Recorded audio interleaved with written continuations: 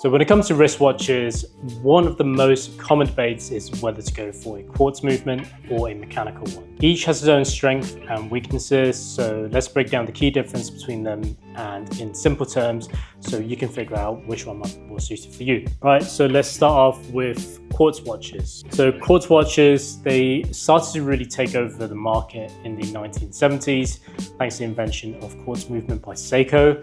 And at the time, it was a revolutionary invention. So for the first time, watches could be mass produced with extremely high accuracy and also sold at a much lower price point as well, rather than the traditional mechanical watches. So this period is often called the Quartz crisis by Swiss watchmakers. Pretty much completely disrupted the industry. Many mechanical watch brands actually just went bankrupt or disappeared altogether during this time. What's so special about quartz then? Inside the casing is a tiny piece of quartz crystal, and when electricity from a small battery passes through the crystal, it vibrates at a super consistent frequency, and the vibrations are measured by a tiny circuit and turned into regular ticking, which drives the hand movement of the watch. So what that means in practice is that quartz watches are incredibly accurate. Most will lose or gain a few seconds per month, and especially for some of those high-end quartz movement like from Grand Seiko, it can be accurate to within a few seconds per year, and that's way more accurate than any mechanical watches can manage. And quartz watches are also super low maintenance. There's no need to wind them up, there's no worry about wearing it daily to keep it running as well. So for example, these mechanical watches I've got here, so on the bottom row, and also these two right here, they're all out of sync, and that's because I haven't worn them recently, so they've basically got no power reserve in them left. Whereas if you compare them to the quartz watches that I've got here, I've not worn this Omega Swatch one for a few weeks, and the time is still pretty much accurate to the current time. And the battery for quartz, they last for a few years. Once it runs out, all you got to do is just replace them. So they're a lot more durable, often slimmer as well, and also lighter because there's no mechanical movement in them. And they also come in a huge range of style and prices. So from an affordable Casio like this to a luxury Grand Seiko that could cost even more than some of these mechanical watches. Now, of quartz movements, they're not really that popular amongst watch enthusiasts. There isn't really that emotional connection or artistic appeal for these quartz movements that a lot of people associate with mechanical watches. There's no ticking heartbeat or no visible movement, no tiny gears and motions. So whilst it's practical, it can feel a little bit sterile to people who are into collecting watches. All right, so let's switch gear to mechanical watches. So these are traditional timepieces. There's no batteries inside them, nor are there any electronics, just pure engineering. So mechanical watches run thanks to a mainspring, which is a tightly wound strip of metal that slowly unwinds to release energy. And that energy then gets passed through a series of gears. So there are two main kinds of mechanical movements. So we've got manual and automatic. Manual watches needs to be wound by hand, usually by turning the crown here. Whilst automatic watches, they have a rotary inside them. So if you look at the Seiko, as I spin it around, you can see a rotary that's spinning along with it. So this rotary basically just winds itself as you move your wrist around throughout the day. Now, most mechanical watches you buy nowadays would be an automatic. Manual watches tends to be a little bit more niche and just not as practical anymore, unless you're buying some relatively high-end pieces where they would specialize and be manual wound. So what's so special about mechanical watches? Well, it's mostly focused on its craftsmanship and also branding as well. So you're wearing a tiny machine on your wrist made up of hundreds, if not more, individual parts, all of which are working together to keep time. And some watches, they provide a see-through case back so you can check out the mechanical design from the back. And the level of detail, polish, and finishing can be absolutely stunning and incredible to look at. That said, mechanical watches, they do come with quite a lot of downsides. So they're more fragile and they're less accurate. So most mechanical watches, they gain or lose a few seconds per day. Though some of the high-end watches, they can be better than that. They also need servicing as well. So every few years, you kind of need to take them to the watch dealer to keep them running properly, which could potentially cost a few £100 every time you do that.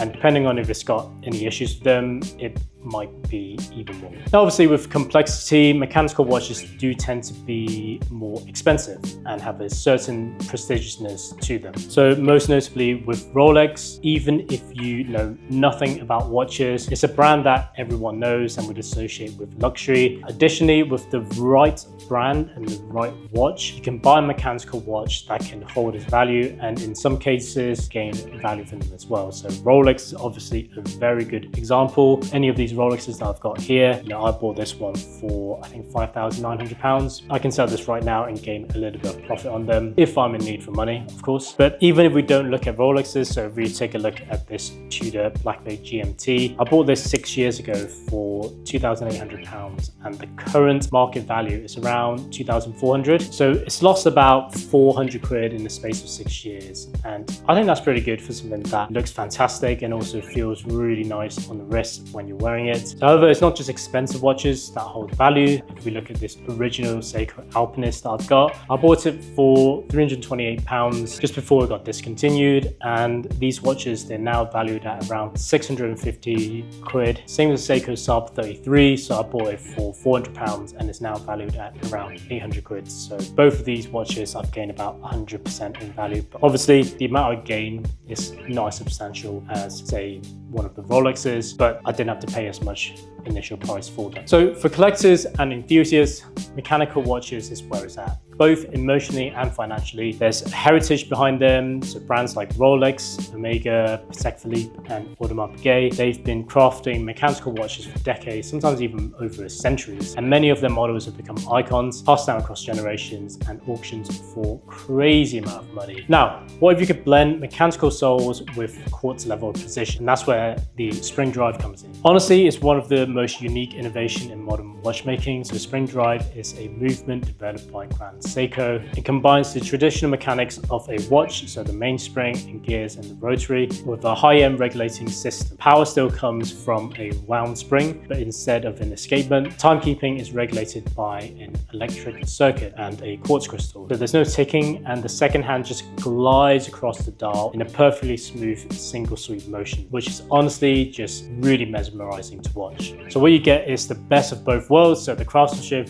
and engineering of a mechanical watch, and then combining that with quartz level precision. However, spring drives, they're not very common at all, so it's only really found in Grand Seiko and some high-end Seiko pieces. So lastly, let's talk about digital watch. They've become more relevant in the recent years. Digital watch, they don't just display the time anymore, they also operate in a completely different category. So many modern digital watches are smart and have connected features in them, so they're constantly updating themselves. And the most obvious example is the Apple Watch or Garmin watches. Both are Bluetooth connected and packed with sensors all over them, so they're always keeping perfect time by syncing with your smartphone. So you can get automatic time zone updates, alarms, timers, GPS tracking, heart rate monitoring, and loads of other features within the size of a wristwatch. Now, what's interesting is that even in this high-tech category, you can find digital watches with some characters. So whenever I'm going out exercising, I do try to wear my Garmin to track my heart rate. A really good alternative to a digital watch, I think, is this Casio GW-B5600. It's got a retro square design with Bluetooth connectivity and also solar charging as well. So you're getting that cool 80s digital vibe, but with cutting edge accuracy and almost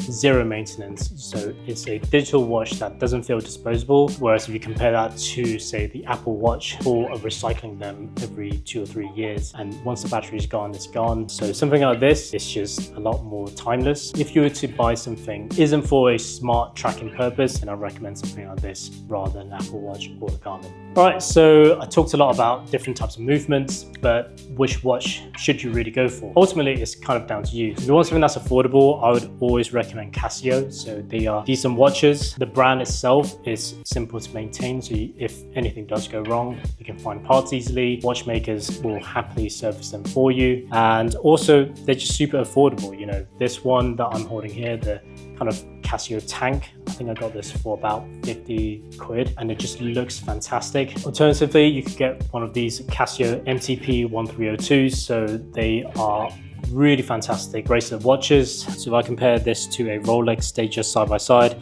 Obviously, you can see there is a craftsmanship difference, and also the value of the Rolex is significantly more. But in terms of its appearance, they are very similar in appearance. So definitely recommend something like this if you're on the low end of the budget. Or if you want something a little bit more funky, then you can go for Undone's. They're a really fantastic brand based out in Hong Kong. So they do a lot of cool collaborations. So this one is with Snoopy, and I think they do a lot of collaboration with different animes as well. So definitely worth checking them out. And if you want something that's a little bit more fancy, then obviously the Seiko Presage, that is a really good pickup. You can get them for about 500-600 quid, and they've got a open case back, so you can check out the mechanical movement of these. I think these are really fantastic watches, and they look fantastic as well. So really good for dressing up, and it just fits with a lot of different occasions. And if you want something that holds good value, so you can go for this Tudor Harrods edition. I think they're still available on Harrods website, but they hold their value really well, and I definitely recommend picking up one of these if you're just starting out your collection. This is one of those few pieces where it's really timeless, so it's got really beautiful design, but also from a value and retention perspective. So whilst it doesn't increase in value as much as a Rolex, I do believe that they've gone up quite significantly since I picked them up. So definitely worth checking them out if you ever make it to Harrods. And on the high end, obviously you just can't go wrong with a Rolex. So I think they are the pinnacle and the definition of a luxury watch. They hold the value really well. They look fantastic. Everybody knows what they are. All in all, you're just getting a really good watch at still an expensive price, but I do think that if you can take care of them and look after them, they're really good value for money. All right, so those are the few watches that I've got, and also a brief breakdown of mechanical versus quartz movement watches. So really there's no right answer on which one you should get. At the end of the day, I don't think the question should be which one's better, but just which one fits your purpose more. So I used to be a strict mechanical watch only kind of guy. So I was only really buying Seikos, Tudors, and Rolex and Omegas. But over time, as I've grown my collection a little bit more, I started to appreciate watches based on its appeal rather than its value. So that's my 10 minutes yapping on the difference between quartz and mechanical watches, and my conclusion is that you should just buy whichever one you want. Anyway, hope you found that useful, and if you want to check out another video that I did recently, then you can click on this video here. Otherwise, as always, thanks for watching, and I'll catch you in the next one.